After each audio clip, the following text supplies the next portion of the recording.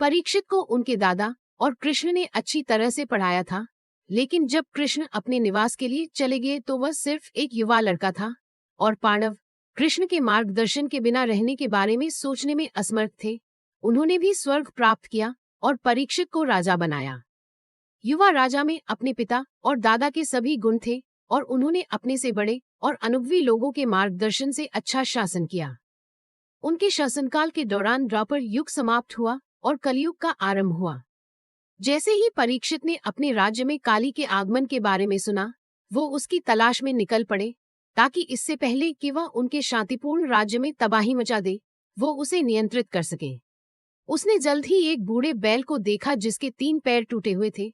वो अपने चौथे पैर से खुद को घसीट रहा था, जबकि एक अच्छे कपड़े पहने लेकिन बुरा दिखने वाला आदमी उसे तेजी से आगे बढ़ने के लिए कोड़े मार रहा था।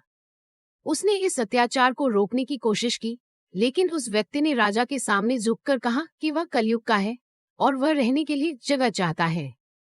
एक राजा के रूप में परीक्षित दया की भीख मांगने वाले को मना नहीं कर सकते थे, इसलिए उन्होंने काली को 5 स्थानों पर रहने की अनुमति दी। जुए के अड्डे में, शराबखानों में जहां शराब पी जाती थी, उन स्थानों पर जहां निम्न चरित्र की महिलाएं रहती थीं, वध करने वाले स्थानों में जहां हिंसा होती थी, मानक और सोने में। परीक्षित के शासनकाल के दौरान काली अपने वचन के प्रति सच्चे रहे, केवल उन्हीं स्थानों पर निवास किया जहां उन्हें अनुमति दी गई थी। बाद में ही उन्होंने अपनी गतिविधियों को अन्य क्षेत्रों में भी फैलाना शुरू किया। इस बीच परीक्षित भी कली के प्रभाव से अछूते नहीं थे। वह अपने प्रभाव को सीमित करने में सफल हो गया था, लेकिन ये भूल गया कि उसने राक्षस को सोने में घर की अनुमति दी थी और इस तरह काली ने खुद राजा के सुनहरे मुकुट में निवास कर लिया और उसका पतन कर दिया।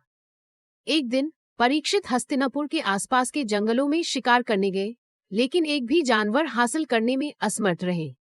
घने जंगल में घूमते घूमते उसे एक आश्रम मिला।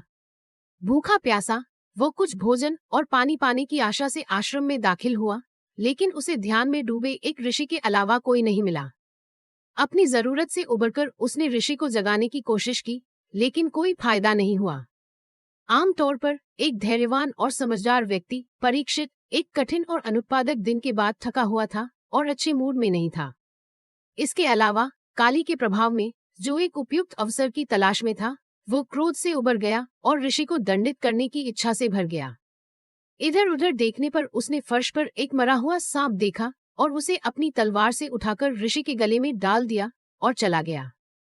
ऋषि महान समिका थे, जो गहरी तपस्या में लगे हुए थे और अपने आसपास होने वाली घटनाओं से पूरी तरह अनजान थे। राजा के कदाचार का पता तब चला जब ऋषि का पुत्र श्रृंगी, जो स्वयं एक उच्चकोटि का ऋषि था, आश्रम लौटा और उसने अपने पिता को गले में मरा हुआ सांप पाया।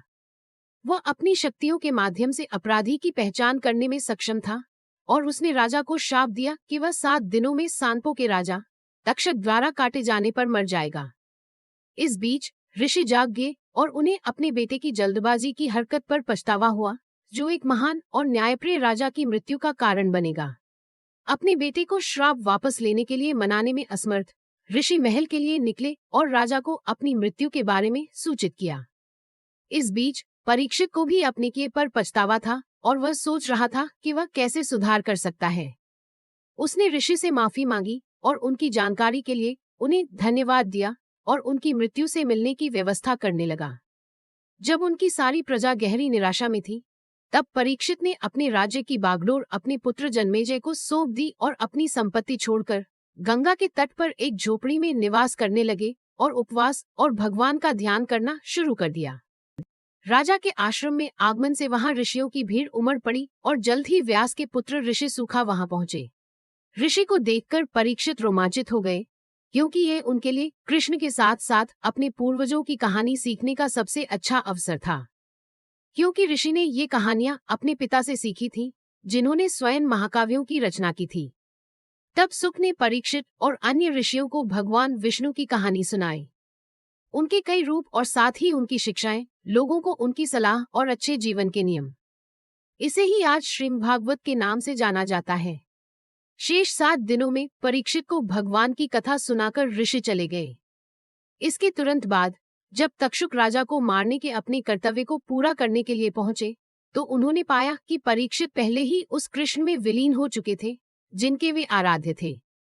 ये केवल भौतिक शरीर था जिसे उसने काटा और राख में बदल दिया। परीक्षित का जीवन छोटा था, लेकिन उन्होंने अपने विचारों और कार्यों से महानता हासिल की। एक गलती की उसे भारी कीमत चुकानी पड़ी, क्रोध के आगे झुकना। उनकी कहानी हमें याद दिलाती है कि क्रोध जैसी नकारात्मक भावनाओं के आगे कभी झुकना नहीं चाहिए और अपनी इंद्रियों पर नियंत्रण रखना चाहिए।